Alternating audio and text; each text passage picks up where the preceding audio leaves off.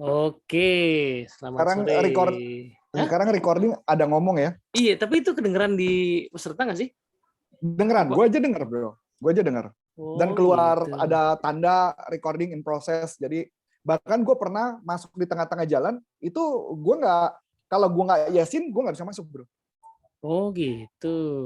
Jadi Ya. lu Oh iya, iya mesti benar benar benar. setuju. Karena ada Iya, pilihan live meeting atau gorit kan. iya, iya. Jadi dipaksa. Jadi dipaksa. Mungkin memperjelas ya, karena ada orang-orang mungkin yang masuk meeting dia Nggak suka nggak suka direkam. atau Iya, nggak setuju ya kalau iya, direkam ya. iya, iya, iya. Jadi Kalau dia di luar diperjelas. negeri kan, ya kalau di luar negeri. Kalau di kita Iya. kan, lu mau nggak mau lo harus ikutin kita. Harus ikut ya kan gitu. Kalau lo protes nggak enak protes. Yo, yang enak protes. Halo bro, apa kabar bro? Aduh, ngalamin bos, susah banget ya jadwalnya Arif. Eh, sebentar, itu bukan hanya jadwal gue, jadwal lu juga sama. Enggak, gue buktinya nih ini. Ya, ya, ya, ya. Oke, nah teman-teman tua, selamat sore, assalamualaikum warahmatullahi wabarakatuh nih. Waalaikumsalam. Tadi kayaknya ada yang nanya WA karena mungkin pengen nonton, cuman kok belum dimulai-mulai gitu kan, jadi Oh mungkin ya, gue ya. kasih kabar Sorry, dulu lah sorry. ya. Itu salah saya hari ini. Saya bertanggung jawab atas hal itu. Karena aku lupa. Ya, yang penting udah dimulai sekarang kan. Ya, ya, ya. Ya, Terus ini adalah edisi yang kesekian kali udah. itu jawabannya lupa itu jawabannya lupa. Kalau apa namanya, kalau dihitung tahun mau udah setahunan ya, tapi kan sempat agak-agak vakum-vakum ya. Nah teman-teman, kalau kemarin-kemarin kita pakai edisi bahasa Inggris gitu ya, terakhir kali itu gue pakai ini ya. Ya betul. Terus alhamdulillah beberapa waktu kemarin terbitlah edisi terjemahan yang kayak gini nih teman-teman ya. Nih gue ada lagi bro, sebelumnya lagi ada satu lagi terjemahan. Tapi gue nggak minat karena mohon maaf ya, kurang bagus terjemahannya yang itu. Gua setuju. Nah yang ini pertama waktu itu gue percaya karena yang terbitin ini penerbitan orang. Gue nggak di endorse ya, ini beneran pengen. Tidak di endorse, tapi kalau di endorse tolong dibantu juga. Buku-bukunya dikirim kepada kami yang khususnya filosofi akan kami bantu. Tadi sih di IG gue mention ya, kali aja nanti di itu kan. Ya siapa tahu disadar. Terjemahannya bagus, enak lah, enak gitu. Jadi sangat membantu bagi yang nggak bagus-bagus sangat bahasa Inggrisnya ya, untuk bisa membahas. Betul. Diskusi. Jadi kalau nanti penjualannya mulai meningkat mulai hari ini, berarti ada cukup andil dari kita ya. Moga-moga begitu ya. Per hari ini mungkin bisa dilihat ya, per hari ini kalau ada ngefek. Ya seminggu ke depan boleh lah ya dihitung-hitung. Nah, ini menarik juga karena pertama di endorse juga sama Bang Henry Manampiring ya, Filosofi Teras. Betul. Terus kemudian juga editornya ini konsultasi sama pakarnya nih. Ya kan, editornya namanya Mbak Salsabila ya, Mbak Salsabila. Terus dia pas dalam rangka menerjemahkannya juga konsultasi ke pakarnya, Pak itu Dr. Romo Setio Wibowo ya. Bro, ada seru nih, gue mau cerita nih. Ini benar-benar ya. Mbaknya kan Mbak Salsabila ya, atau namanya Lia gitu kan nih. Terus ya, you know what? Ternyata dia adalah teman kantor gua, kantor lama. Di mana? Oh, di zaman dulu, zaman jualan komputer. Waktu di perusahaan internet content provider di tahun 2000, dan gue baru kemarin nggak sengaja mereka lagi ngucapin selamat ulang tahun kepada Lia. Pada ngucap selamat, gue nanya, sebentar, ini Lia yang mana nih? Gue tanya gitu kan. Ini Lia yang stoik itu, dia bilang bener. Ternyata teman, bro. Jadi sekarang apa dia? Masih di dunia itu atau? Dia di Bali. Jadi woman technopreneur atau macam gitulah, woman technopreneur, dan dia katanya nulis bukunya sadis, bro. Kita berdua sih ngakuin kita kalah lah, bro. Kalau nggak salah 32 atau 36, bro. Oh, jumlahnya maksudnya. Jumlah buku yang ditulis. Wih. Iya. Apa novel atau apa? Kok sampai banyak begitu? Nah, itu aku nggak tahu. Jadi kebetulan kalau nomor teleponnya ada, saya punya. Kupikir itu member di grup stoicisme itu, bukan ya? Ya betul juga. Cuman hanya aku juga baru aja ternyata dia adalah memang mungkin generasinya beda di kantor itu. Jadi kita Mm-mm. punya pekerja di perusahaan namanya Plus Media dan beliau Mm-mm. adalah programmer. Oh, dulunya programmer. Dulunya programmer dan Oh. memang dia kalau mama bisa masuk di perusahaan gue yang lama itu Mm. pasti orangnya jago banget bro, jago banget. Kalau nggak jago nggak mungkin bisa masuk sih bro. Jadi dulu programmer cewek gitu ya, terus sekarang Betul. menulis dan Dan tinggal di Bali oh, oke oke oke. Wah, boleh gitu. juga Jadi tuh diwawancarain, Bro Arif. boleh. Kalau lo mau Kita nanti gue atur, gue iya coba kan ngomongin ya. Gue biar coba. agak hype dikit nih diskusi Ya, ya, kita. Jadi ya, ya. kan mungkin akan Ya, siapa tahu ya karena kalau lo kan wawancara gue kan cowok jadi garing. Kalau cewek mungkin beda iya gitu maksudnya. gitu. Gue Mungkin tahu. bertiga, Bos. Yo. Boleh, boleh. Iya, Nanti gue ngomong sama dia. cita-cita. Ntar gue ngomong. Nah Ntar gitu. gue Jadi ngomong. teman-teman ini recommended banget ya kalau mau baca Ya, terjemahan yang ini dan kita agree. sih berharap moga-moga buku-buku yang lain diterjemahin sama Naura ini. Yang menurut gue sih sangat worth it lah terjemahinnya. Oke. Setuju. Oke, kita mulai lah ya. Ini udah Boleh. masuk ke buku 3. Di buku 3, mungkin gue baca dulu satu paragraf tergantian nih, Bro. Boleh. Jadi kalau di terjemahan di sini dibilang gini, ini ditulis di Karnuntum. Nah, kita harus memperhitungkan tak hanya hidup kita berkurang setiap harinya, dan yang tersisa dari hidup kita pun semakin menghilang. Akan tetapi ada hal lain yang perlu kita pertimbangkan, bahwa jika seorang manusia hidup lebih lama, tak ada jaminan bahwa pemahaman kita akan terus memadai, sehingga kita bisa memahami segala sesuatu yang ada di sekeliling kita. Dan mempertahankan kemampuan untuk merenung yang bergantung pada pengetahuan yang menyangkut keilahian dan kemanusiaan. Ketika kondisi ingatan menurun akibat usia, yang akan terlebih dahulu hilang adalah kekuatan untuk membuat diri kita berguna, untuk memenuhi kewajiban kita dan semua hal yang memerlukan logika. Ketika seseorang mulai masuk ke kondisi ingatan yang menurun akibat usia, ia akan tetap berhasil melakukan hal-hal seperti bernapas, makan, berimajinasi, dan mempunyai keinginan. Sebelum kemampuan tersebut pergi, yang akan terlebih dahulu hilang adalah kekuatan untuk membuat diri kita berguna, memenuhi tugas-tugas yang menjadi kewajiban kita, dan secara jelas memilah dan memisahkan berbagai peran dalam hidup, dan menimbang apakah seseorang perlu mengucapkan selamat tinggal pada hidupnya, dan semua hal lain semacamnya yang sepenuhnya memerlukan logika yang terlatih. Jadi kita harus memiliki perasaan mendesak dalam diri, tidak hanya karena kita semakin mendekati kematian, tetapi juga karena pemahaman kita tentang berbagai hal dan kemampuan kita untuk mengerti tentang semua hal itulah yang akan lebih dulu meninggalkan kita sebelum kita pergi dari dunia ini. Terjemahnya bagus ya? Bagus terjemahannya ya. Bagus ya. Makanya enak Walaupun banget. kalimat yang bergantung tadi masih connect ya. Jadi bergantung dengan kepengetahuan. Which is keren. Iya, bagus sih. Bagus ini aku akuin bagusnya. Nah, Oke. Yuk kita bahas ya. Jadi bagian pertama nih, gimana menurut Bro? Kita harus memperhitungkan tak hanya hidup kita berkurang, tapi ada hal lain yang perlu dipertimbangkan, bahwa jika seorang manusia hidup lima, tak ada jaminan bahwa pemahaman kita akan terus memadai. Nah, gimana? Oke, ini pengalaman gue belakangan aja lah ya. Jadi kayak kita coba bicara dari pengalaman, dari sudut pengalaman. Karena gue menemukan, jadi sejak ketika COVID ya, kondisi COVID, dan makin ke belakang, gue melihat memang kalau ditanya, uang itu penting, tetapi tidak menjadi bagian yang penting. Terlalu penting buat gue. Yang penting kita bisa menghidupi keluarga, karyawan, dan orang-orang di sekitar kita. Gue suka banget dengan kalimat bahwa kalau kita punya akar yang kuat, gitu ya. Jadi ada pembacaan yang gue temukan, kalau kita punya akar yang kuat, maka pohon kita bisa menampung kehidupan di bawah pohon itu atau di atas pohon itu. Nah, jadi dia melihat bahwa kehidupan manusia itu bukan sekedar cuman untuk kepentingan si pohon itu, tetapi kepentingan untuk makhluk-makhluk di sekitarnya. Nah, dari kalimat ini gue menemukan hal yang sama, bahwa ketika umur gue bertambah, yang gue pikirkan sekarang malah lebih ke arah gue bergunanya apa. Memang seperti teman-teman yang pada ikut belajar sama gue, ketika mereka belajar, gue sangat open. Jadi ketika mereka punya problem, gue bilang kontak ke gue, kita bikin Zoom, gue nggak masalah untuk alumni walaupun bayaran sudah selesai. Karena gue ngerasa kesuksesan gue bukan pada saat selesai pelatihan, bukan.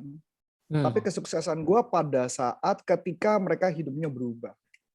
Itu yang gue alami. Apalagi seperti lo tahu kan, ada salah satu trainer senior yang baru saja menduli kita, bro. Lo tahu, bro? Ibu Cici. Betul, bro.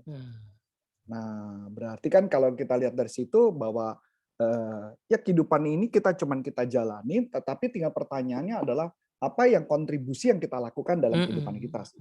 Ya karena memang namanya umur, kita bisa sih, walaupun aku belajar Qigong itu memperlambat penuaan, tapi tidak memperlambat penuaan, tapi bukan berarti nggak mati kan? Iya benar. Fisiknya doang sih, fisiknya mungkin di fit gitu ya, kayak fit dan diperlambat, istilahnya diperlambat. Jadi tidak ada istilah hidup selamanya tuh nggak ada, cuman diperlambat. Yang orang yang tadi mungkin dalam berarti prosesnya mungkin gua bisa lebih cepat check out gitu kan, tapi tinggal prosesnya. Ya kan istilahnya di stoisme kan adalah bahwa kita bisa berusaha. Tapi kalau mama kaptennya bilang pulang, ya pulang. Kita nggak bisa apa-apa juga. Nah itu sih. Iya. Dan menariknya adalah ketika di masa-masa ini, kalau dulu gue punya rasa ketakutan, kekhawatiran untuk dipanggil, sekarang sih nggak ada sih ya bro ya. Kekhawatiran itu nggak ada ya. Jadi malah bagian yang menurut gue harusnya malah itu yang gue nantikan sih bro. Nanti kalau suatu saat nanti. Bahkan gue bilang sama istri gue tahu ya ini nanti sampai di level mana ya bro itu. Artinya gue bilang bisa nggak ketika gue meninggal nanti, kalau bisa ya jangan ada lagu-lagu sedih, kan gue kan Kristen Katolik ya, lagunya jangan lagu-lagu sedih lah ya. Kalau bisa lagu puji-pujian kepada Tuhan, karena Arif telah finish strong gitu istri gue. Kalau orang asuransi ngomongnya finish strong bro. Kalau strong kan artinya kontribusi gue apa? Kalau nggak ada kontribusi kan berarti finishnya nggak strong ya bro. Ya kalau itu di setel lagunya sedih boleh lah, karena artinya gue finishnya nggak strong. Tapi kalau gue finishnya strong, tolong lagunya yang ucapan terima kasih kepada Tuhan karena sempat ada Antonius Arif hidup di dunia. Berat banget ya bro. Ini kalau pernah kenal sekian tahun yang lalu waktu zaman dulu sih nggak begini nih ngomongin. Nggak mungkin. Iya beda banget ini. Ya kan gitu. Yes. Kalimat barusan akan langsung dinilai sebagai wah kalimat inti memberdayakan. Nah gitu kalau dulu. Tapi poin lu bagus sih. Karena kan ini kan. Jadi di poin si Pak Markus ini kan bilang jadi bahwa gue sih nangkapnya ya bahwa waktu hidup orang berkurang itu udah pastilah katanya gitu kan. Cuman lu jangan cuman mikirin bahwa waktu hidup lu berkurang. Soal yang jelas begini, even waktu masih hidup pun jadi nggak ada jaminan bahwa mungkin kapasitas di bawah tadi ya, kapasitas kita untuk bermanfaat itu masih tetap ada. Jadi even misalnya dikasih umur 60, 70, 80 itu nggak ada jaminan bahwa sepanjang umur itu yang masih ada itu kapasitas untuk bermanfaat atau berfungsi itu masih ada. Nah, kan repot gitu kan. Gitu. Jadi jangan cuma berpikir bahwa soal waktunya tinggal dikit dinikmatin atau apalah gitu. Tapi poin lebih penting adalah kapasitas kita bisa aja ya terus menurun meskipun bisa juga tidak ya. Gitu ya. Nah, pasti menurun dong, bro. Ini kapasitas berpikir pasti, bro. Berpikir kan bisa kapasitas berpikir. Bisa aja kan orang fisik mungkin turun, tapi kan berpikirnya makin dalam. Tapi juga bisa enggak tiba-tiba stroke misalnya kan. Jadi even dia pinter atau daya tangkapnya mulai menurun. Nah, betul. Atau tiba-tiba ada ya mungkin permasalahan tertentu di fisiknya gitu ya. Ya, betul. Jadi ini nancep nih, ketika kondisi ingatan menurun akibat usia, yang akan terlebih dahulu hilang adalah kekuatan untuk membuat diri kita berguna untuk memenuhi kewajiban kita dan semua hal yang memerlukan logika. Jadi, itu tadi ya. Kalau kalimat kewajiban ini menarik, bro. Ini kalau orang asuransi denger happy dia, bro. Kenapa itu? Ya dong. Jadi jangan lupa sama yang hidup, tolong memenuhi kewajiban dulu gitu loh. Jangan mentang-mentang lu udah tua, tetapi lu tidak memberikan kewajiban lu yang supaya yang hidup bisa berguna, ya enggak? kewajiban. Tapi kalau di kacamata gue beda lagi bro, kewajiban itu karena menurut gue kalau ditanya apakah kewajiban gue buat sama yang hidup itu sudah cukup, belum tentu, karena cukup itu kan relatif. Tetapi buat gue adalah legacy apa, kewajiban itu adalah legacy apa yang kita wariskan kepada yang berikutnya. Karena gue gini sih bro, gue menemukannya. Ini nggak tahu lu setuju apa enggak. Misalkan kita belajar sesuatu ya bro. Kita belajar sesuatu, ketika belajar sesuatu, kemudian kita dari tidak tahu menjadi tahu. Yang menariknya gue menemukan ada banyak beberapa guru-guru yang kelihatannya kita seakan-akan startnya from zero lagi gitu loh maksud gue. Jadi tidak ada, kalaupun kita mulai zero, tapi mulai jangan benar-benar zero. Jadi artinya ada step keberapa yang which is artinya ilmunya bertumbuh. Paham nggak maksud gue bro? Maksudnya paham ya? Jadi ibaratnya kalau jurusan 1 sampai 10, muridnya nggak perlu mulai dari 1 sampai 10, walaupun memang ada proses 1 sampai 10 tapi lebih cepat, tapi muridnya nanti menciptakan sampai 15. Nah, begitu dia berikutnya lagi bukan hanya 15 tapi sampai 20. Jadi evolusi sebuah ilmu itu tadi menjadi sangat menjadi sangat berguna. Jadi artinya kehidupan kita, kebudayaan kita, proses berpikir manusia bertumbuh dan itu yang harusnya yang kita harapkan. Jangan mulai start from zero lagi kan gitu istilahnya. Oke, itu secara poin gue setuju, tapi hubungannya apa sama ini tadi, ingatan yang menurun sama jadi kan buat gue ya bro, kan kewajiban. Nah makanya tadi gue bilang kewajiban itu kan kewajiban dari sudut kecil itu artinya memenuhi kebutuhan si orang-orang yang di hidup itu. Kewajiban di kepala gue agak berbeda bro. Kewajibannya adalah ketika gue nggak ada, gue sudah menyelesaikan itu bukan hanya sekedar sampai 10, tapi bisa nggak ilmu yang gue dapatkan itu gue menilai bukan 10 tapi jadi 15. Di mana penerus gue bisa terus jadi 20. Kewajiban di kacamata gue itu loh sekarang bro. Karena kewajiban Antonius Arif dulu memang uang, tapi kewajiban gue per hari ini gue nggak ngerasa uang sih bro. Kalau gini valid. Jadi karena gini, ini kan banyak situasi ya di sebuah belakangan kan ada banyak bahasan soal leading across generations ya. Jadi kenyataannya di banyak organisasi itu banyak generasi, makanya dibahas tuh X yang baby boomer yang apa yang beda, sehingga tiap generasi itu beda-beda. Nah, problem dengan generasi yang makin lama usianya makin tua itu adalah kan kadang-kadang keinginan untuk belajarnya itu menurun gitu kan. Setuju. Nah, di waktu dia mungkin masih muda dulu di masa perubahan, ketika perubahan itu belum secepat sekarang, itu mungkin nggak terlalu ganggu ya. Betul. Dia udah gue puas di sini aja deh, itu mungkin nggak terlalu ganggu. Nah, tapi itu ya di momen dia belum pensiun, dia karyawan tetap, ya kan, terus dia orang lama dan dia nggak mau belajar gitu. Itu zaman sekarang jadi ganggu, men. Tanda kutip ganggu tuh bukan cuma ganggu dalam arti wah kita nggak bisa maju, tapi lebih ke mungkin bahkan sampai titik menyusahkan orang lain ya. Nah itu yang tadi gue bilang kewajiban bro. Kewajiban kita bukan sekedar cuman sebagai pohon lu menghidupi buah-buah di sekitar lu. Tapi kewajiban lu ada burung yang tinggal di sana. Mungkin ada ular, ada binatang apapun yang di sana yang itu kewajiban kita gitu loh. Menurutku ini menurutku bisa benar atau bisa salah karena memang kalau lu tanya memang Antonius Arif dulu mah nggak akan berpikir sejauh itu sih bro. Itu adalah bagaimana mentransfer knowledge aja selesai. Tapi kalau sekarang gue merasa ilmu yang kita punya, misalkan anggaplah Neuro-Linguistic Programming, NLP, nggak berhenti di situ. Bahkan per hari ini, untuk perusahaan gue sales performance, corporate consulting untuk sales performance, gue pun sudah mengembangkan beberapa teknik bro, yang berkaitan dengan penjualan, yang hasilnya gue temukan, yang tidak gue sadari, dan gue bilang, kenapa nggak ada buku penjualan bahas ini ya? Karena menurut gue ini fondasi dasar yang sebenarnya kenapa orang gagal jualan. Nah itu yang menjadi menurut gue kayak makanya gue bilang startnya nggak from zero gitu, tapi gue mulai dari angka 10 gue terusin. Misalkan ada teknik namanya spin, ada teknik namanya snap, ada teknik whatever apapun namanya, gue lanjutin gitu loh. Itu yang gue temukan sih. Karena kalau nggak dilanjutin ya mungkin ada kebutuhan masyarakat yang nggak terpenuhi lah gitu ya. Tadi kayak lu katakan orang kerja cuman kerja aja, yang penting udah kerja aja.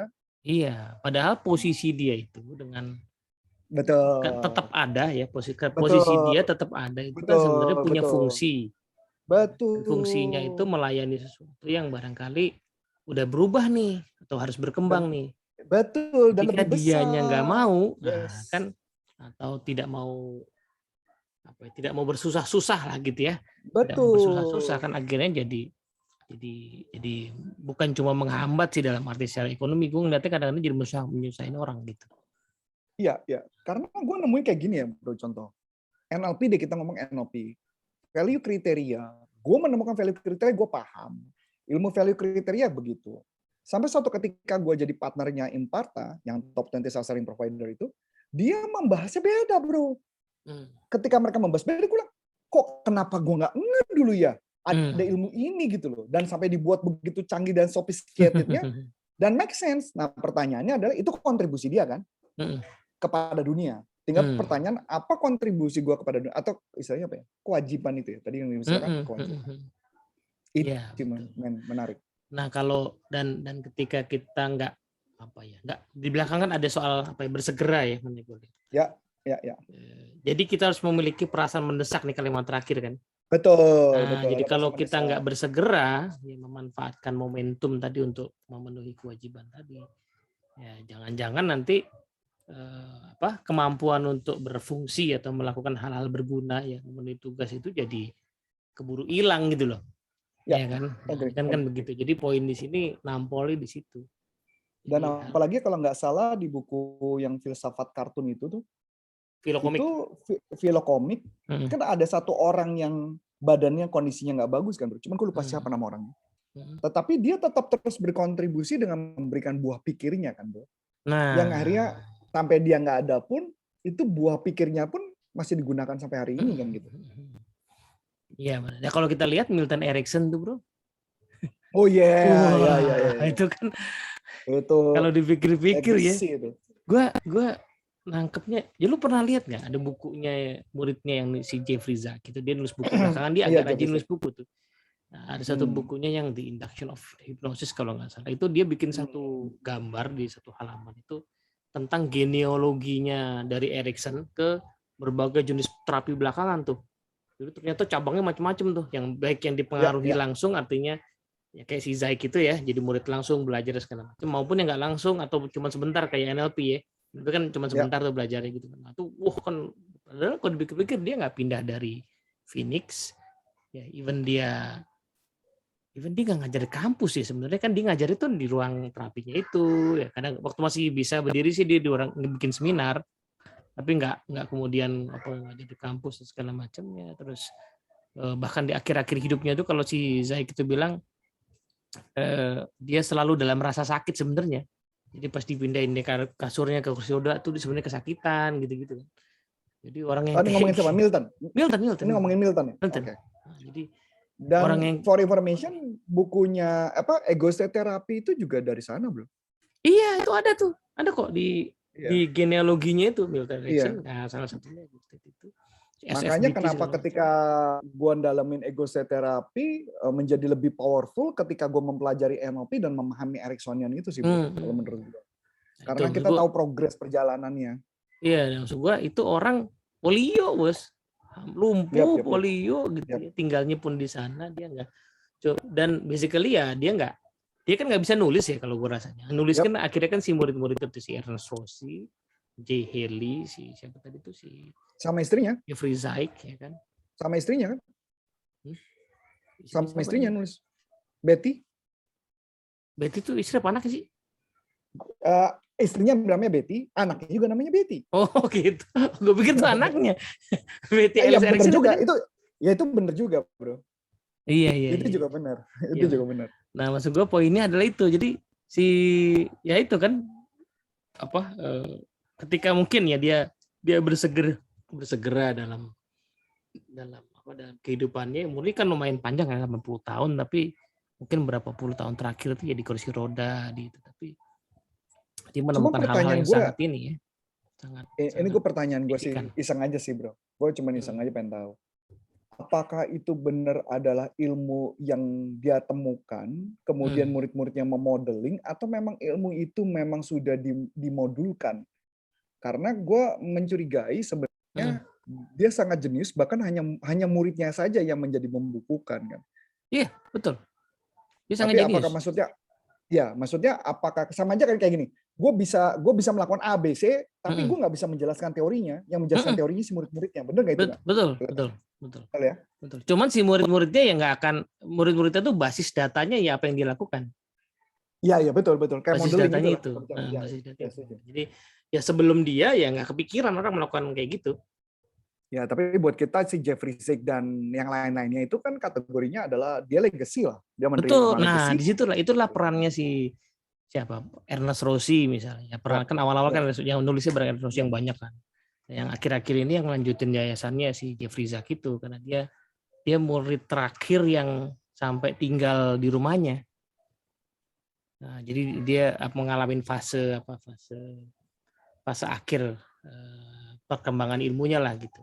Nah, kalau kontribusinya dia di situ dirapiin semua. Bahkan kan dia yang ngumpulin untuk mengedit seluruh karya tulisnya dijadiin 16 seri yang sekarang ada kalau ya di website itu 16 seri. Nggak tertarik gue. Lagi nggak tertarik dalam ini.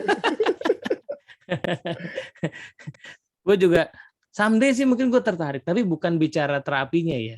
Cara gue yang tertarik sama Erikson tuh cara dia memandang manusia tuh unik sih. Cuman belum ada yang bedah karis itu gue rasa. Jadi banyaknya tuh bedah tadi teknik-teknik. Ya, kalau gue lagi karena filsafat menurut gue lebih seksi ya. Nah, itu justru loh yang gue curiga adalah si Erikson itu punya cara pandang filsafat manusia yang unik, bro. Cuman belum ada yang bedah sisi itu. Banyak orang bedahnya masih teknik terapinya.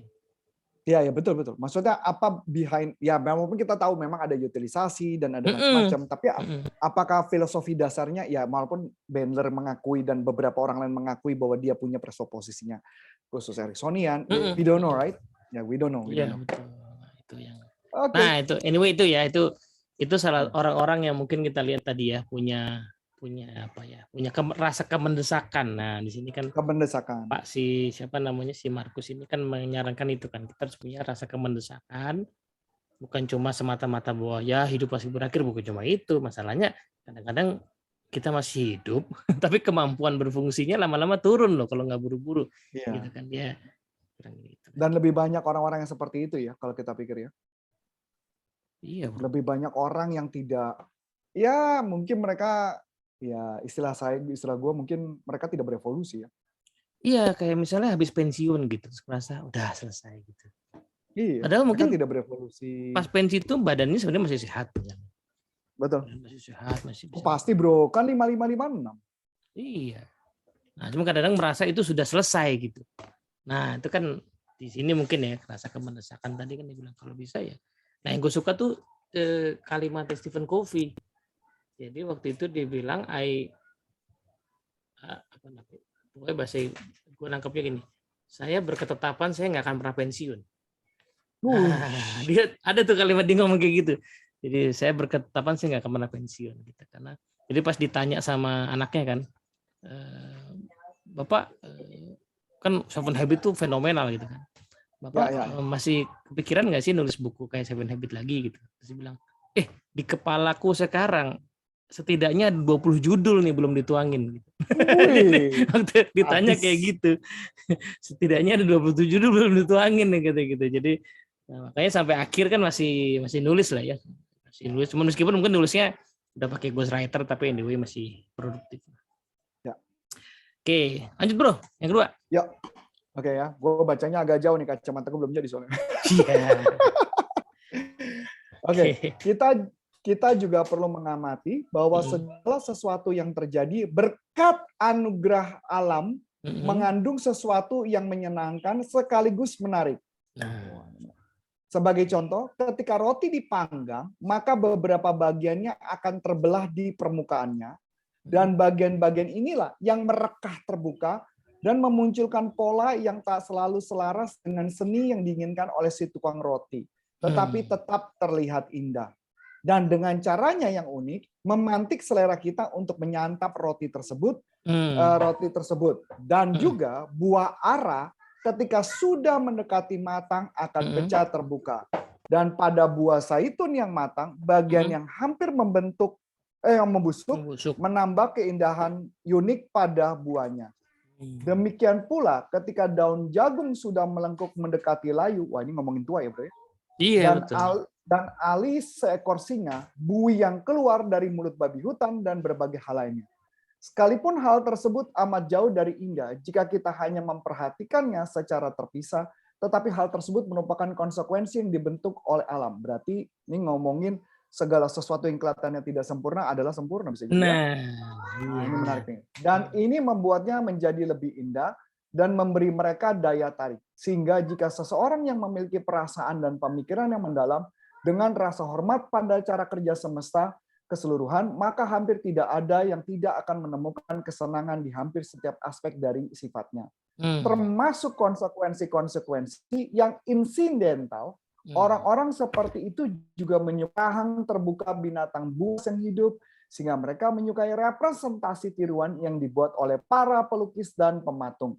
Dan para perempuan dan laki-laki lanjut usia, ia bisa melihat kematangan dan keelokan, serta kecantikan yang menarik pada orang-orang muda bila dilihatnya dengan mata yang jernih, dan banyak hal serupa yang akan muncul tidak menyenangkan bagi setiap orang, tetapi hanya bagi mereka yang benar-benar telah akrab dengan alam dan hasil karyanya. Wih, ini keren. Ini aku udah pernah baca nih bro. Udah pernah baca lah ya. Nggak sengaja. Nah ini gue cerita dikit ya bro. Oke. Roti bro, roti ya. Yes. Roti, ya. Ini mahal tuh. Mereka ya. Bukan mahalnya. Lu jangan lihat mahalnya. Itu nggak di endorse tuh ya? Enggak. Ini roti maksud gue aku menunjukkan bahwa roti ini kan nggak mulus ya. Ya betul. Roti ini nggak mulus. Jadi ke depan gua terus ada kayak peot-peot dan sebagainya. Inilah keindahannya ya. Karena tadi maksudnya adalah menggugah selera kan pengertiannya. Betul. Gue ada satu hal yang menarik bro. Izinkan gue cerita dulu ya bro satu. Ya silakan. Jadi ceritanya kalau lu masih ingat waktu kita awal-awal dulu masih mengajar hipnosis, masih ada kelas sekolah hipnoterapi, masih ingat bro? School of Mind Reprogramming. Ada satu buku yang gue suka banget, harusnya juga kayaknya lu tahu. Cacing dengan kotoran kesayangannya. Oh iya si Ajahn Brahm. Di dalam buku itu ada cerita tentang Ajahn Brahm, karena orang bule, dia suruh bikin tembok. Nah, ketika dia nyusun batu tembok, dia melihat ketika diketok di menurut dia udah rapi, di belakang tembok tersebut ternyata batunya agak menjorok keluar. Ketika diketok lagi ke dalam, ternyata menjorok keluar yang samping. Suatu ketika karena dia udah frustasi, dia tidak bisa, dia pasrah. Tetapi banyak orang-orang yang mau mengikuti pelatihan atau pelajaran spiritual di tempat itu, dia halangin tidak boleh mendekat dengan tembok itu. Karena menurut dia ini adalah tembok yang memalukan dan tidak boleh ada orang yang melihatnya. Saking malunya dia bro. Sampai satu ketika ada satu orang yang kelolosan keburu ngeliat. Dan dia panik, dia nyamperin, Pak, ayo Pak kita ke sana. Oh enggak apa-apa, saya ngeliat ini kok ini indah sekali ya, ini bagus sekali. Dia kaget. Kok indah? Kan ini nggak rapi Pak. Dia bilang enggak, ini artistik banget. Ini bagus. Nah, gue inget banget bro. Hal itu gue pakai buat sugesti orang loh bro. Khususnya buat orang-orang yang merasa dirinya nggak sempurna. Khususnya kan kayak gue ini bro. Dan ternyata gue menemukan bahwa ketidaksempurnaan itu adalah beauty-nya. Gitu pendapat gue. Silakan bro. Itu jadi tadi kalau di sini dibilang kan memang kadang-kadang ada sesuatu yang kalau dilihat di zoom in ya ke bagian itu jadi kayak nggak sempurna. Padahal kalau dilihat ya sesuatu yang nggak sempurna tadi, yang dianggap sempurna tadi, begitu di zoom out gitu ya, dibaca di dalam sebuah konteks. Nah, kayak contoh tadi tuh ya, rekahan pada roti dalam konteks roti gitu. Itu memang ya tetap bikin orang pengen makan ya kan gitu ya. Karena itu tanda sudah matang, misalnya tanda enak gitu kan. Atau pohon, kalau pohon ada semakin tua ada tekstur-tekstur pohon, ternyata menjadi keindahan. Ya pohon pas kita lihat di zoom in kan ya berkah gitu kan, tapi begitu kita lihat sebagai sebuah pohon ya jadi menarik gitu. Nah, kemudian di sini kemudian dilanjutin kan Bos, dilanjutin ke sini orang seperti itu akan menyukai rang terbuka binatang buas yang hidup seperti mereka menyukai representasi tiruan. Jadi sebagaimana kita tuh sebenarnya bisa mengapresiasi karya seni. Betul. Nah, sebenarnya seperti itulah ya caranya. Karena sebenarnya karya seni itu kan seindah apapun dia tiruan ya. Exactly. Iya kan, berarti kan dia tidak pernah Exactly. sama kan dengan objek yang atau subjek yang dijadikan seni itu. Nah, berarti harusnya kalau misalnya ada lukisan kuda gitu ya, lukisan kuda Ya, yang keren banget itu sebagai sebuah lukisan. Harusnya si kudanya itu kan lebih layak untuk diapresiasi kan. Gitu kan. betul, betul, Karena ya betul. gara-gara ada kuda itu maka muncul si lukisan kuda kan gitu kan. Jadi, nah poinnya di sini tadi di sini orang yang seperti ini juga bisa mengapresiasi ya keindahan pada perempuan dan laki-laki lanjut usia. Jadi orang-orang yang udah tua pun ya, yang biasanya sering disebutkan sebagai udah nggak keren lagi, udah nggak cakep lagi gitu. Tetap ada sisi apa namanya keindahan yang nggak bisa didapatkan di orang-orang yang lebih muda kan gitu. Kalau nggak salah itu ada artis cewek ya bro yang dia bilang perutnya kulitnya agak eksotis gitu ya. Terus yang orang kita yang perutnya agak ada parut karena hamil. Iya.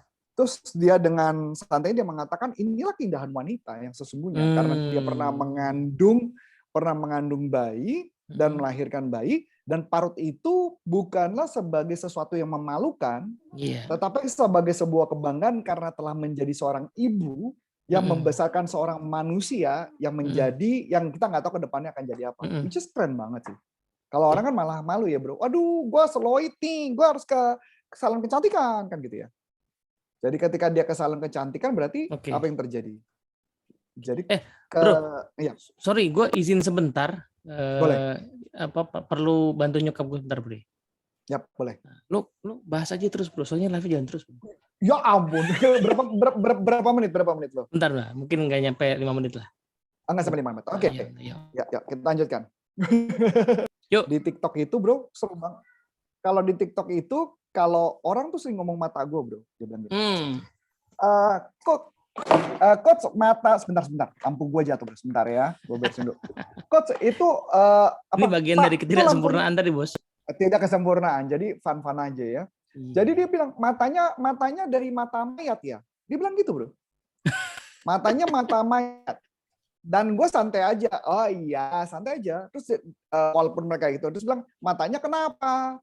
Ya, atau mereka bilang macam-macam apapun, gue ngerasanya sih nggak harus malu ya. Karena menurut gue ketidaksempurnaan itu ya satu yang menurut gue ya harus kita syukuri ya. Harus syukuri dan itu menjadi bagian keindahan. Itu sih gambarannya, Bro. Nah, ini kan poin bagus karena tadi kan disambungin sama bagian sebelumnya kalau kita coba sambungin ya. Kan kita sambungin. Bagian sebelumnya kan bicara soal kita perlu merasa punya urgensi ya untuk terus berfungsi lah, bermanfaat ya, menjalankan kewajiban dalam hidup kan gitu kan. Nah, sampai akhir. Sampai akhir. Nah, cuman mungkin kemudian ada orang-orang yang berpikir gini, ya kalau kayak lu sih, lu Arif punya banyak talenta ya kan.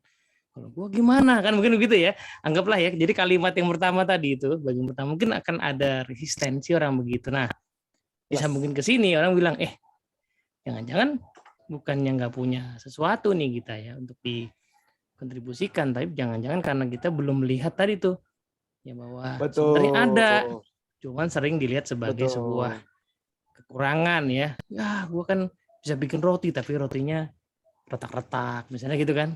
Bukan bisa bikin nggak sempurna. Padahal itu bisa bikin bagus. Roti retak-retak itu malah jadi ya sesuatu yang indah ya. Ya jangan-jangan kita nggak tahu nih roti Korean garlic ini dipecah belah di tengahnya gara-gara mungkin rotinya ada yang meletus gitu terus bentuknya jadi nggak bagus gitu. Ini tadi gue nonton ini bro, nonton kuliah umum ya. Profesor ITB, Profesor Yasraf. Tahun lalu beliau bikin 18 seri kuliah. Nah, tadi itu tiba-tiba ada bahasan, dia kan profesor Fakultas Seni Rupa Desain kan. Dia nampilin dia lagi bahas satu teori lah gitu. Terus dia nampilin karya seni yang rada-rada menarik sih. Gue pas bacanya, ngeliat gambar itu juga perlu berusaha ya gue untuk benar-benar bisa apresiasi. Jadi kayak gambar gitu ya. ya ini udah campuran antara lukisan tangan dengan komputer ya. Jadi bawahnya itu gambar manusia gitu, kayak tubuh ke bawah manusia. Ke atasnya tuh bentuknya kayak, mohon maaf nih, kotoran manusia itu yang biasa tuh kalau di yang doodle itu ya? Politik gitu. Ya. Tapi dibuat kayak real. Jadi gue pas gue lihat gambar kayak gue agak perlu menahan gitu untuk memahaminya ya. Jadi dibilang si seniman ini sengaja dia untuk membahas soal namanya abjeksi gitu. Dibilang bahwa kan si kotoran itu sebenarnya tadinya part of kita kan. Tapi kita singkirin gitu. Iya. Gitu. Ya. Nah, terus jadi ini pengen nunjukin itu. Nah, gue jadi keingetan si siapa Mas Martin Suryajaya itu yang di YouTube lagi ngetren. Iya, I know. Nah, yang kacamata gondrong itu. Iya, dia pernah bahas juga ada seniman yang bikin karya seninya aneh banget, Bos. Jadi kotorannya dia itu dipadatkan, dikeringkan, dimampatkan, kemudian diolah jadi sesuatu. Tapi ada yang nonton, bro. Jadi si seniman itu pas bikin pameran tuh ada yang nonton. Ada yang menganggap itu sebagai sebuah karya seni, ya terlepas dari keanehan. Mungkin ya, gue sih, kalau gue nggak salah tangkap sih, mungkin seniman yang kayak gitu tuh justru pengen, tanda kutip ya, mendobrak gitu, bahwa sebenarnya orang kadang-kadang terbatasi untuk bikin sebuah karya seni karena merasa nggak punya apa-apa gitu. Nah, terus dia selalu pengen bilang, nih, gue bikin begini aja ada yang nonton gitu. Selain mungkin ya. Nggak habis pikir gue. Iya, gue juga nggak habis pikir sih. Ya, tapi itu bagian ketidaksempurnaan tadi sih memang. Iya, betul. Nah, jadi mungkin kalau disambungin begitu ya kan. Jadi barangkali caranya supaya bisa mewujudkan ide yang paragraf pertama tadi ya, supaya bisa punya karya gitu, adalah dengan memperhatikan hal-hal yang kita punyai meskipun menurut kita saat ini itu nggak sempurna gitu. Jadi yang betul. Tadi yang bisa bikin apalah di kantornya, yang bisa bikin SOP perbaikan, bikin produk, bikin layanan yang baru ya kan, bikin bikin tulisan, punya pemikiran, punya ide, even sesederhana punya feedback gitu ya, punya feedback yang mungkin gue ngelihat ini nggak bener tapi orang lain nggak ada yang ngomong misalnya gitu kan. Nah, kalau dia punya feedback itu barangkali bisa jadi akan membuat hidupnya jadi punya fungsi gitu. Betul. Ya itu part yang manusia lah. Kita nggak bisa cuman sendiri nggak bisa. Nah, ya. Menarik. Ya, kita lanjut bro. Lanjut ya. Bisa lah satu lagi nih, kayaknya bisa lah ya kita bahas. Bisa sampai maghrib. Nah, ini menarik nih. Jadi di sini soalnya, ini gue coba nyambungin tadi pas baca. Kita baca dulu. Hippocrates menyembuhkan berbagai penyakit, kemudian jatuh sakit dan meninggal karena penyakit itu sendiri. Para ahli nujum, kalau di bahasa Inggrisnya para ahli astrologi ya, kalau dia menyampaikan ramalan kematian kepada banyak orang, kemudian takdir merenggut nyawa mereka sendiri. Alexander, Pompei, Julius Caesar, setelah sebegitu sering membuat banyak kota hancur lebur dan dalam berbagai peperangan menghabisi puluhan ribu nyawa dari pasukan kavaleri dan infanteri, akhirnya mereka pun meninggalkan kehidupan ini. Herakleitos. Ya terus. Nah, ini kayak cynical banget ya. Iya, benar. Iya. Herakleitos setelah sekian lama berspekulasi tentang lautan api di alam semesta, justru dibanjiri oleh air di lambung dari penyakit beri-beri yang dideritanya dan meninggal dunia dalam kondisi terbungkus dalam kotoran sapi. Sementara hama menghancurkan Demokritos dan hama lainnya, yaitu manusia-manusia keji dan tidak bermoral membunuh Sokrates. Lalu apa makna dari semua ini? Nah, ini nyambung sama yang lu sebut tadi, bro. Kau telah menaiki kapal, telah berlayar, telah tiba di pantai untuk berlabuh, ayo kembali ke darat. Jika menuju ke kehidupan lain pun, kau akan menemukan para dewa di mana-mana, bahkan di daratan itu. Namun jika semua ini dijalani tanpa sensasi indera manusia, kau akan berhenti menderita rasa sakit dan juga kenikmatan, tidak lagi terikat pada wadah tubuh, seperti Tuhan yang hanya bisa berkuasa sejauh budak bisa berkuasa.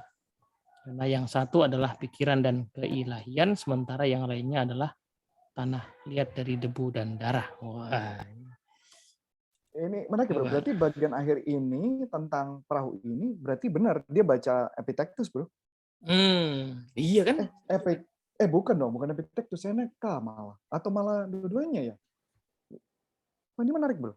Hmm. Ya berarti benar kan? Ya benar alirannya, sama-sama saling membaca. Tapi ini Hmm. lucu ya, gue bahkan dari bawah ketawa karena ya sosok hebat gitu. Totalnya ujung-ujungnya lu juga gitu juga ya. Nah, mungkin semacam tadi kan nyambung ke yang sebelumnya ya. Jadi yang pertama soal yuk bersegera, yuk berbuat sesuatu. Ya. Kan? Udah nggak usah lihat yang sempurna lah, karena ketidaksempurnaan itu sebenarnya juga punya nilai kan gitu kan. Nah, mungkin disambung di sini. Nih, lu kenal kan sama tokoh-tokoh ini kan? Nah, tokoh-tokoh ini tuh sama kayak kita juga gitu. Mereka misalnya terkenal karena pengobatan, matinya karena sakit juga. Terkenal karena penguasa gitu ya. Selesai juga hidupnya, bahkan mungkin agak-agak tragis juga ya, banyak penguasa yang kayak gitu. Jadi artinya mungkin tidak ada perbedaan ya di antara orang yang punya title dengan yang tidak dalam konteks kontribusi yang bisa diberikan di kehidupan gitu kan. Jadi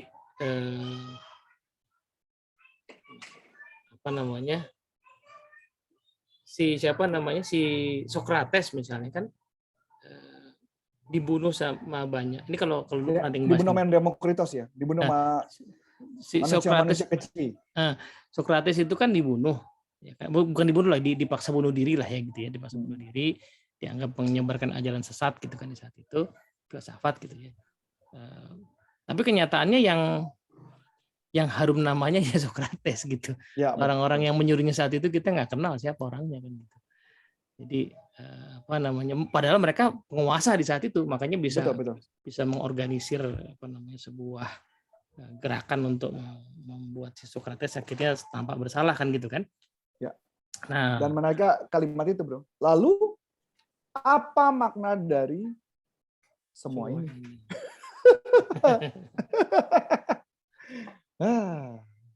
Menarik. Kau telah menaiki kapal telah belajar. Jadi ini semacam summary-nya ya kan. Jadi apa makna dari semua contoh-contoh tadi? Kapal telah berlayar. Ya manusia itu kayak orang udah naik kapal berlayar, akhirnya udah balik pasti akan mati juga dan kembali ke darat. Jadi even kalau lo berusaha pergi ke kehidupan yang lain pun, nanti di kehidupan yang lain pun tempat lo lari itu akan ketemu kematian juga gitu. Ketemu sama Tuhan juga, dipanggil juga gitu. Nah, ada satu nih bro, nih kita perlu bahas nih bro, ini menarik bro. Namun jika semua itu dijalani tanpa sensasi indera manusia, kau akan berhenti menderita rasa sakit dan juga kenikmatan. Tidak lagi terikat pada wadah tubuh, seperti tuan yang hanya bisa berkuasa sejauh budak bisa berkuasa. Kok ini kayak ketidakmelekatan Buddha ya jadinya? Nah, betul. Jadi problem dengan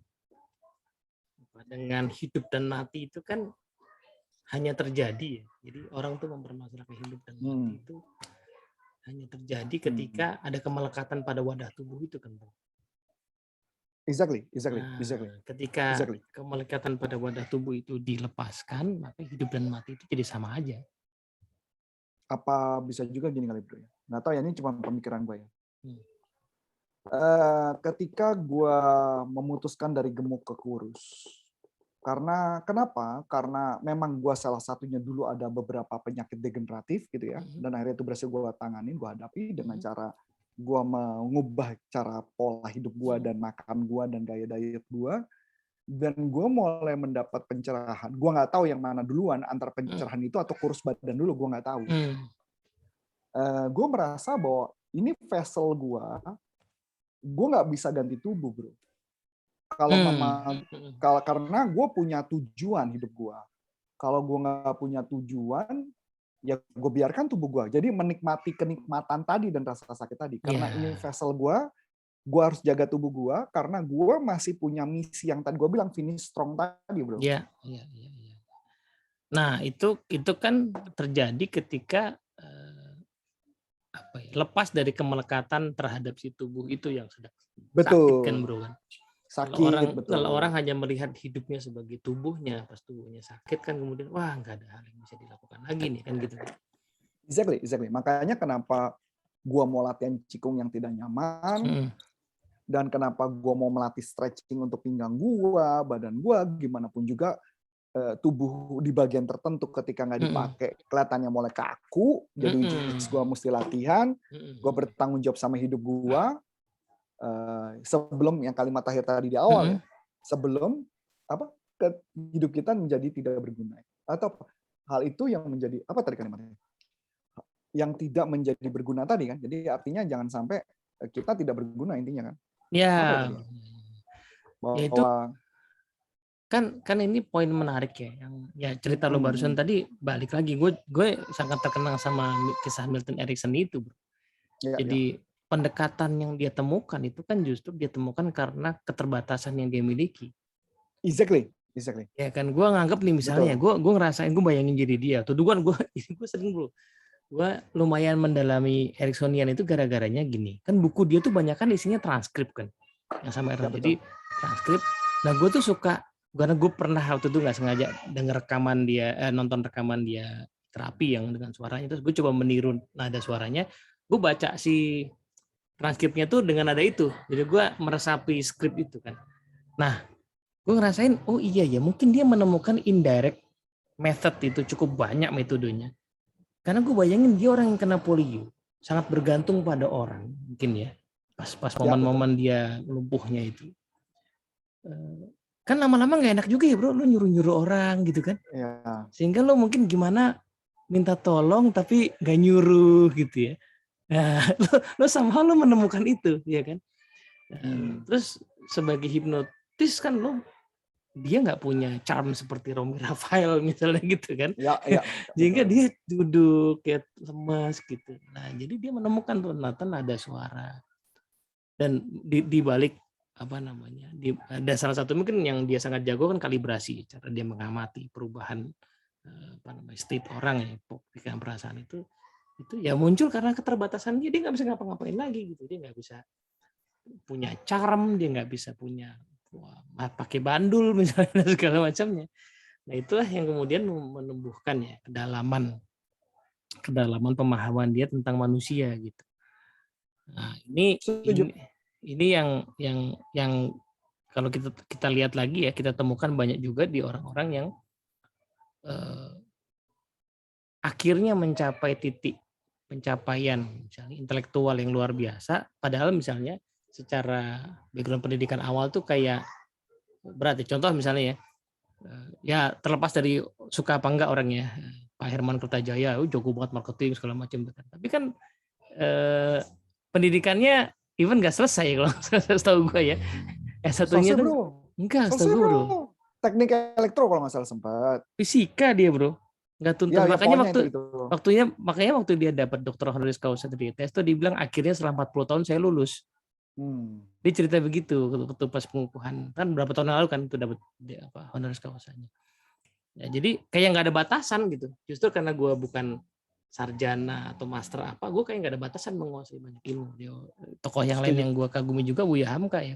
Buya Hamka tuh kalau kita lihat bukunya, Bro, dia sastra ada, agama ada, di buku-bukunya tuh ada filsafat, ada segala macam, ada Freud segala macam masuk gitu. Justru karena dia tidak terbatasi oleh, dia punya keterbatasan yaitu pendidikan formal ya, dia nggak punya pendidikan formal, tapi justru keterbatasan itu membuat dia tidak terbatas. Ya. Tidak terbatas gitu. Ya karena dia nggak sempat dikotakin. Nah betul, nggak sempat dikotakin, nggak ada yang mengkotakkan atau melingkarinya gitu. Nggak ada. Jadi bahkan apapun yang buku yang dia beli juga mungkin dia nggak tahu apakah itu bagian kotak atau enggak kan ya. Iya betul. Nah kalau ngomong kue atau roti ya brownies itu kan kue bantet tadinya kan. Kue gagal. Iya betul. Kue gagal. lama-lama dikulik orang gitu, dikulik orang, bahkan Iya. justru katanya bikin brownies Jadilah tuh brownies Amanda ya. Jadi iya, brownies Amanda. dikulik-kulik sama orang padahal tadinya ya ini padahal gue Iya. salah nih tadinya gitu. Atau ya bisa juga bro. Pertama browniesnya itu jadi, terus kemudian dia mau bikin brownies karena nggak punya oven, jadi pakainya dikukus kan. Nah, iya, iya bener. Dan brownies itu Iya. kalau kata dulu gue pernah nonton acara bikin brownies ya, acara apa tuh yang gue suka di SCTV itu kan yang Nggak tahu. bukan ada lagunya lagi ibu-ibu tuh. Ya, Dia ya. bilang justru brownies itu yang bener. Jadi kaidahnya adalah yang ada retakan-retakannya itu. Wah. Itu baru bener lo bikinnya gitu. Ya. Waktu belum ada brownies kukus Nggak ya. tahu itu, iya. Nggak tahu itu benar atau nggak tahu udah gagal itu menjadi sebuah kebenaran. Iya makanya, ya ini tadi yang kita bahas kan, jadi tidak sempurna itu menjadi keindahan gitu. Iya. Gitu. Nah, itu kira-kira Bro Arif. Ada komentar lah nggak? Ini udah hampir jam 6. Ya, udah waktunya lu sholat. Mungkin kita cukupkan tiga berapa sih? 1, 2, 3 paragraf ya? 3 paragraf. Sudah vaksin bro? Udah. Baru 1. Baru 1. Apa bro? Pakai apa bro? AstraZeneca ya. Oke, gue rencana Rabu mudah-mudahan dapat ngantri. Oh iya. Gue kemarin itu di dekat kantor di Ben Hill di SMP 40. Datangnya emang mesti pagi sih. Ya. Nah, terus dapat gitu alhamdulillah langsung. Nanti yang kedua bulan September lagi. Ya, mudah-mudahan gue dapat. Kalau enggak karena itu juga makanya kenapa minggu ini Bali gue cancel. Ya gitulah. Oke, mungkin kita cukupkan dulu teman-teman semua. Cukup, ya. Terima Ini kasih. Temu kangen sementara buat Anton Syarif. Ini bukunya masih panjang. Jadi di edisi Inggrisnya cuma segini.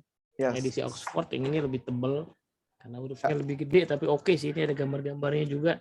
Gue recommended banget sih. Dan jangan lupa tolong dibeli bukunya, jangan di copy, jangan di fotokopi. Dan kalau beli di media online, pesan kita cuma yang paling termurah. Karena biasanya yang paling termurah kadang-kadang itu fotokopian. Bajakan bro. Iya bener. Pokoknya kalau murah mesti curiga aja. Jadi curiga. Tolong Naura, tolong support kita. Iya. Moga-moga para dikirimkan buku. Terus kita habis itu dikirimin buku lain gitu ya bro. Ya. Nanti kita ulas ya. Ya siapa tahu tulisan di belakang kita ada tulisannya ya. Naura Publishing itu mungkin nggak masalah juga ya. Betul. Atau mungkin ya nanti Naura jadi terinspirasi buatnya Seneca ya. Betul di belakang ya. Cicero ya kan. Banyak betul. Nih dan ada satu lagi mungkin mesti ditambahin, Naura Publishing bukan hanya di Facebook ini percakapan ini ada di YouTube dan juga ada di Spotify. Iya bro. Siap.